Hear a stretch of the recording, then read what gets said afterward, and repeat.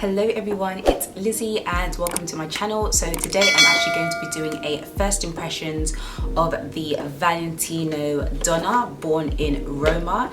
If you're new to my channel, I do quite a lot of perfume related videos and I have created a playlist with all my fragrance related videos. So first impressions, perfume collections, reviews, perfume battles, everything you can think of is in that playlist, so definitely make sure to check that out. I will have it up in the cards if you are interested. But today we are focusing on Valentino, which is a brand that I have never mentioned on my channel before. And if you watch my recent fragrance haul, which I will leave in the description box down below,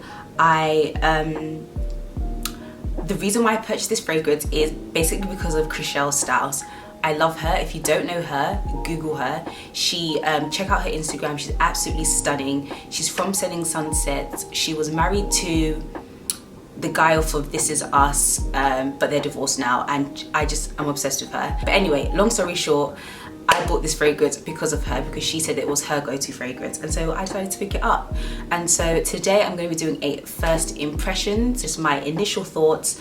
Obviously I can't speak too much on certain things like longevity, because this would be the first time that I'm actually giving an in-depth sort of first impressions on the fragrance. So let's get straight into it. I have notes on my phone here just to give me just some of the basics. So this fragrance was launched in the summer of 2019 and is described as an edgy yet feminine floral perfume. This is the 50 ml or the 1.7 fluid ounces.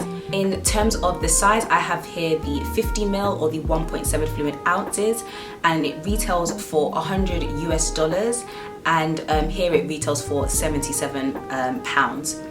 In terms of the packaging, this bottle is designed to appear as though protected by armor through Valentino's recognizable sort of stud pattern. So the studs take inspiration from Roman architecture and are reconstructed to represent a new dawn for high fashion. I absolutely love the packaging. It's so sort of sophisticated.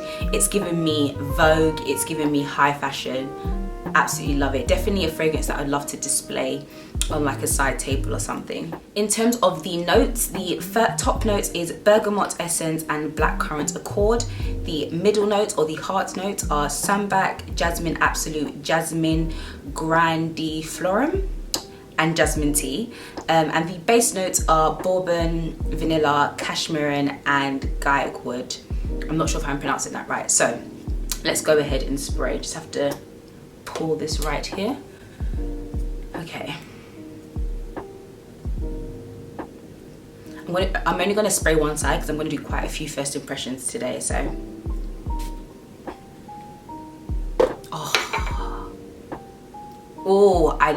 I absolutely love that. You will know if you watch my haul that I did initially spray it. So this is not like my first time actually smelling it, but so it's definitely a fruity sort of vanilla-y kind of scent, and with the sort of first spray, the opening is quite sweet and floral with like a slight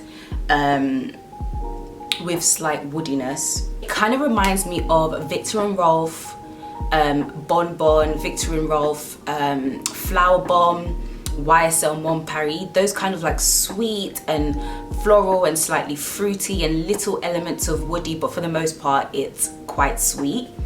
I love this fragrance so much. Oh my god, I'm so happy I picked this up. It smells absolutely delightful. I will say that it doesn't smell unique. It doesn't smell like, oh my gosh, I've never smelled this before. The moment I sprayed that, I instantly thought of Viktor & Rolf Bonbon. So if you're someone that has quite a few fragrances in your collection and you've got Viktor & Rolf Bonbon, Viktor & Rolf Flower Bomb, YSL Mon Paris, what other sweet fragrances are there? Quite similar. I think those are the three that kind of come to mind.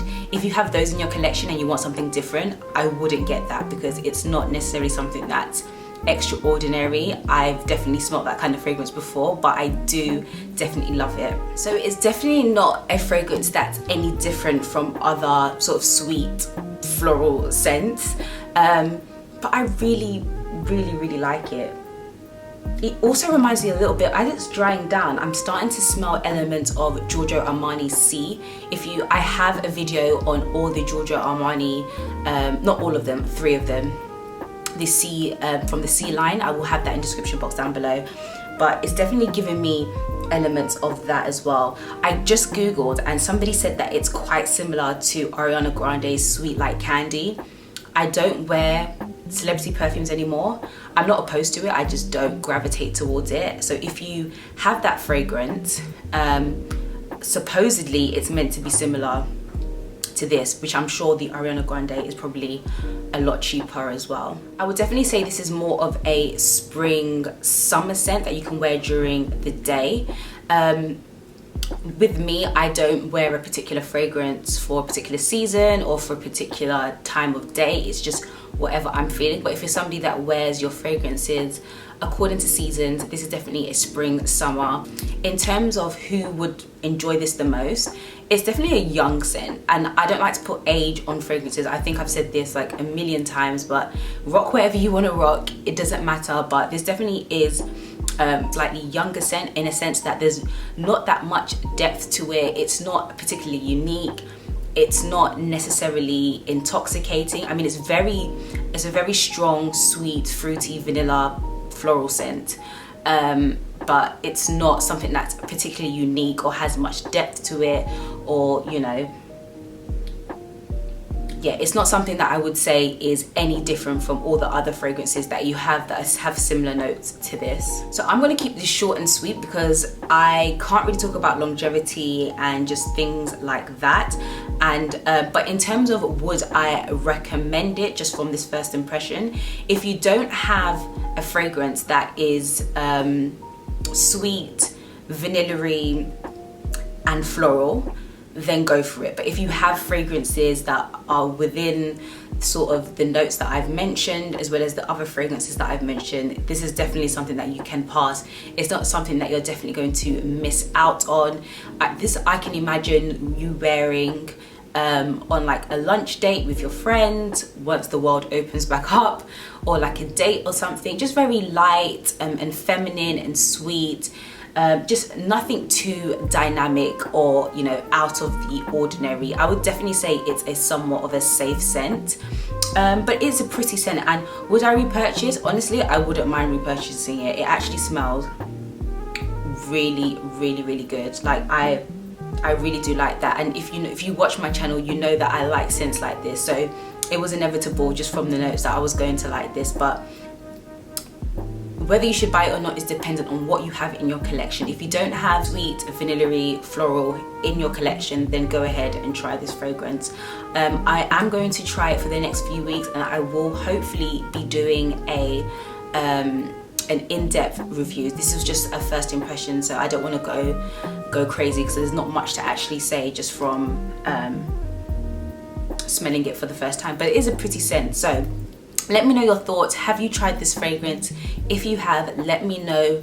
Does it last long on your skin? Do you like the fragrance? Do you not like the fragrance? And if you don't like the fragrance, why? Let me know your thoughts. Definitely in my perfume videos, people are definitely sharing their opinion on the fragrances that they hate and fragrances that they love. So definitely let me know your thoughts on the Valentino Donna Born in Roma. But thank you guys so much for watching, and I will see you all in my next video.